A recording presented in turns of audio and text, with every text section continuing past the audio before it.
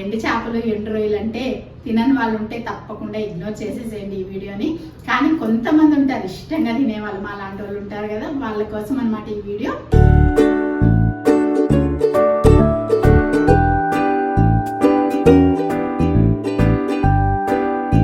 Hello అందరికీ, ఎలా ఉన్నారండి? బాగున్నారా?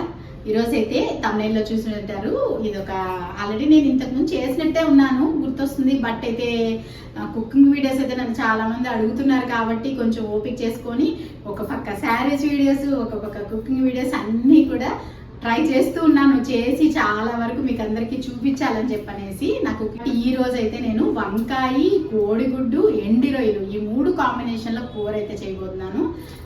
ఎండు చేపలు ఎండు రొయ్యలు అంటే తినని వాళ్ళు ఉంటే తప్పకుండా ఇగ్నోర్ చేసేసేయండి ఈ వీడియోని.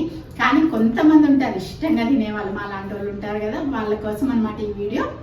ఈరోజు అయితే ఇది చాలా ఓల్డ్ టైప్ కర్రీ ఏనండి. వంకాయ అండ్ ఎండు రొయ్యలు వేసి చేస్తారు, మునక్కాయ ఎండు రొయ్యలు, ఉల్లగడ్డ ఎండు రొయ్యలు, ఇట్లా కాంబినేషన్గా చేస్తారనమాట. పచ్చి రొయ్యలతో కూడా చేస్తారు. పచ్చి రొయ్యలతో ఒక టేస్ట్ ఉంటుంది, ఎండు రొయ్యలతో కూడా ఒక టేస్ట్ ఉంటుంది. ఇవన్నీ కూడా నేను వీడియోలో వంట చేస్తూ మీకు బోల్డన్ని విషయాలు అయితే చెప్తాను. వీడియో అయితే చూస్తూ ఉండండి, ఫాలో అవుతుండండి. కొత్తగా ఉన్న నా ఛానల్ చూస్తున్నారంటే సబ్స్క్రైబ్ చేయడం మర్చిపోవద్దు. వీడియోకి పూర్తిగా చూసి మీకు బాగుంది, నచ్చిందంటే లైక్ ఇవ్వండి. ఇప్పుడైతే స్టార్ట్ చేయబోతున్నాను. వంకాయలు వచ్చేసి ఇదిగోండి, ఒక 4 వంకాయలు వేసుకుంటున్నాను. నేను చాలా తక్కువ కూరలు లిమిటెడ్గా కొంచెమే చేస్తుంటాను. ఆ విషయం చాలా మందికి తెలుసు. ఇంత గిన్నెల్లో కూరలు చేస్తుంటారు అని అనుకుంటారు. బట్ మేము ఉండేది ఇద్దరమే కాబట్టి కొంచెమే చేస్తుంటా. ఇదిగోండి వంకాయలు ఒక 4 తీసుకున్నాను. ఇవి మళ్ళీ కట్ చేద్దాము. ఇది వచ్చేసి ఒక ఆనియన్ తీసుకున్నాను, ఒక 4 పచ్చిమిరపకాయలు తీసుకున్నాను, 3 ఎగ్స్ తీసుకున్నాను, అండ్ ఇది వచ్చేసి ఒక 2 టమాటాలు అనమాట. ఇంకా మామిడికాయ వచ్చేసి కొంచెం తీసుకున్నాను. ఒక చిన్న ఒక కాయలో ఒక 2-3 ముక్కల్ని, పెద్ద ముక్కల్ని ఇట్లా చిన్నవి చేసి పెట్టుకున్నాను అనమాట. ఇప్పుడైతే ఇది వచ్చేసి మట్టి కుండలో చేస్తున్నాను. ఇప్పుడు నేను మీకు అందరికి చాలా మందికి తెలుసు, ఇట్లాంటి కొన్ని ట్రెడిషనల్ రెసిపీస్ ఉంటాయి కదా, అవన్నీ ఇట్లా మట్టి కుండలోనే చేస్తుంటాయి కదా, అందుకోసం అనమాట. ఇప్పుడైతే స్టవ్ ఆన్ చేసేసి ఫస్ట్ అయితే గ్రౌండ్ నట్ ఆయిల్ వేస్తున్నాను. ఈ మధ్య ఎక్కువగా గ్రౌండ్ నట్ ఆయిలే వాడుతున్నాను. మీరు కూడా మన చేపల కూరలో కూడా చూసుంటారు కదా. గ్రౌండ్ నట్ ఆయిల్ వేసేసాను. ఇప్పుడు మనం కొంచెం ఆవాలు, జీలకర్ర, మెంతులు అయింది. మనం కొంచెం ఆవాలు, జీలకర్ర, మెంతులు అయితే కంపల్సరీ వేస్తానండి నేను. చేపల కూరలు కానివ్వండి, ఇట్లాంటి వంటలకి వేటికైనా కూడా మెంతులు అయితే కంపల్సరీ వేస్తాను. ఇవి కొంచెం వేగిపోయినాక ఇప్పుడు కరివేపాకు వేసేద్దాం. దీంట్లోకి పచ్చిమిరపకాయలు కూడా వేసేసి ఆనియన్ కూడా వేసేద్దాం. ఇవి కొంచెం వేగిన తర్వాత టమాటో వేద్దాం. సాల్ట్ యాడ్ చేస్తున్నాను, ఎందుకంటే మనకి ఎర్రగడ్డలు ఇవి బాగా వేగాలంటే, తొందరగా వేగిపోవాలంటే మనకు ఉప్పు వేస్తే చాలా తొందరగా వేగిపోద్ది. ఇప్పుడు టమాటోస్ కూడా వేసేస్తున్నాను. ఇది ఒక చిన్న చిట్కా, చాలా మందికి తెలిసే ఉంటుంది, తెలియని వాళ్ళకి తెలుస్తుందని చెప్తున్నాను. ఇప్పుడు కొంచెం సేపు మూత పెట్టేద్దాం. టమాటో కూడా బాగా మగ్గిపోద్ది. ఇప్పుడు టమాటాలు ఇంకొంచెం మగ్గాలి. ఇదిగోండి, ఇవి వచ్చేసి ఎండు రొయ్యలు అనమాట. యాక్చువల్గా ఈ ఎండు రొయ్యలు మా మేరీ తీసుకొచ్చింది. మేరీ అందరికీ తెలుసు మీకు వీడియోస్లో. మేరీ వాళ్ళ ఊరు నుంచి ఇవి తెచ్చి ఇస్తూ ఉంటుంది అనమాట నాకు. బాపట్ల వాళ్ళ ఊరు. ఆల్రెడీ చాలా వీడియోస్లో నేను చెప్పుకున్నాను. అక్కడ బాగా దొరుకుతాయండి నిజంగా. బాపట్లలో చేపలు కానివ్వండి, రొయ్యలు కానివ్వండి, పచ్చివి కూడా చాలా బాగుంటాయి. నాకెలా తెలుసు అంటే, మా నాన్న నుండి రిటైర్మెంట్ కరెక్ట్గా రిటైర్ అయ్యింది మా నాన్నగారు బాపట్లలో అనమాట. అప్పుడు మేము కూడా అక్కడ అమ్మ నాన్న ఇద్దరు ఉన్నప్పుడు మా చిన్న పాప కూడా నాకు ప్రెగ్నెన్సీ, నేను డెలివరీ అయింది అంతా కూడా బాపట్లలో అనమాట. అక్కడ చేపలు అవి బాగా దొరుకుతాయి. మా అమ్మ కూడా సాయంత్రం అయితే వెళ్ళి మార్కెట్ మంచిగా చేపలు అవి తీసుకొచ్చేది. అట్లాగే ఇప్పుడు మాకు అది కంటిన్యూషన్ అవుతుంది మేరీతోటి. రొయ్యలు అక్కడ నుంచి తెస్తుంది. ఎంత ఫ్రెష్గా ఉన్నాయి చూడండి. ఆల్రెడీ ఇప్పుడు నేను క్లీన్ చేసి పెట్టేశాను. కొంచెం హాట్ వాటర్లో వేసి ఇట్లా నీట్గా క్లీన్ చేసి పెట్టాను. అసలు ఎలాంటి ఇసుక తగలడం కానీ, కొంచెం గలీజ్గా ఉండడం కానీ అలా ఉండవన్నమాట. చాలా బాగుంటాయి.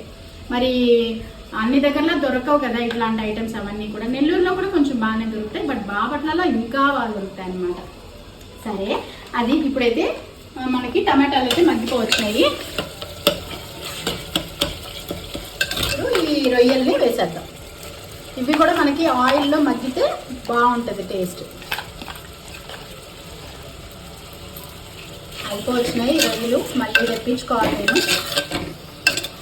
ఈరోజు వీడియోతో ఈ రొయ్యలు కూడా ఖాళీ అవుతాయి. ఇప్పుడు మూత పెట్టేసి కొంచెం సేపు మగ్గిద్దాం.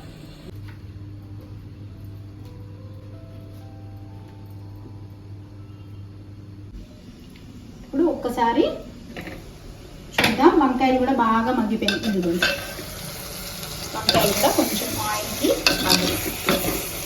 ఇప్పుడు మనం మామిడికాయ కూడా వేసేద్దాం.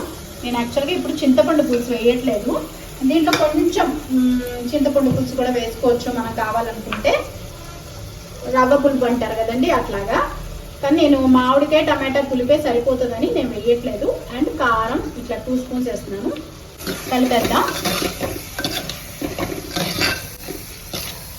కలిపేసి కొంచెం సేపు మగ్గించి కొంచెం చిటికెడు వాటర్ అయితే వేస్తాను. అప్పుడు ఎగ్స్ కూడా వేద్దాం. ఇదిగోండి, ఇది వచ్చేసి మసాలా కారం. నేను ఇంతకుముందు చూపించిన వీడియోస్లో కూడా చూపిస్తూ ఉంటాను కదా కుకింగ్స్ చేసేటప్పుడు. ఇది మసాలా కారం అనమాట. మసాలా కారం ఇలాంటి రెసిపీస్కి చాలా టేస్ట్ ఇస్తాయి. చాలా కారం వేసి దాంట్లో కొంచెం ధనియాల పొడి వేసి కొంచెం మెంతుల పొడి వేసి ఇవన్నీ వేసి చేస్తే అది వేరే రుచి ఉంటుంది.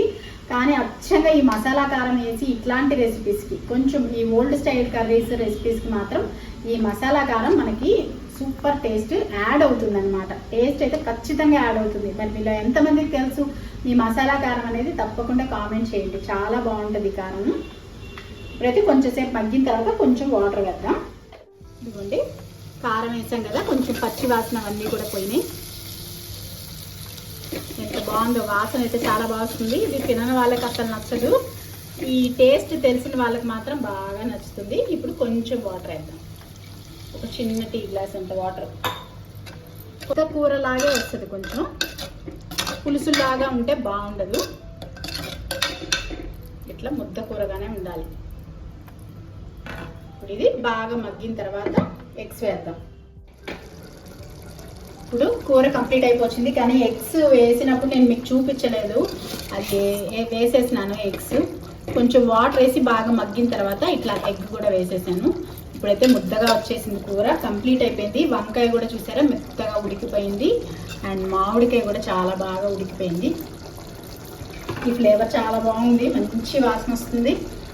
ఇప్పుడు ఫైనల్గా కొత్తిమీర చల్లేసి స్టవ్ ఆఫ్ చేసేద్దాం.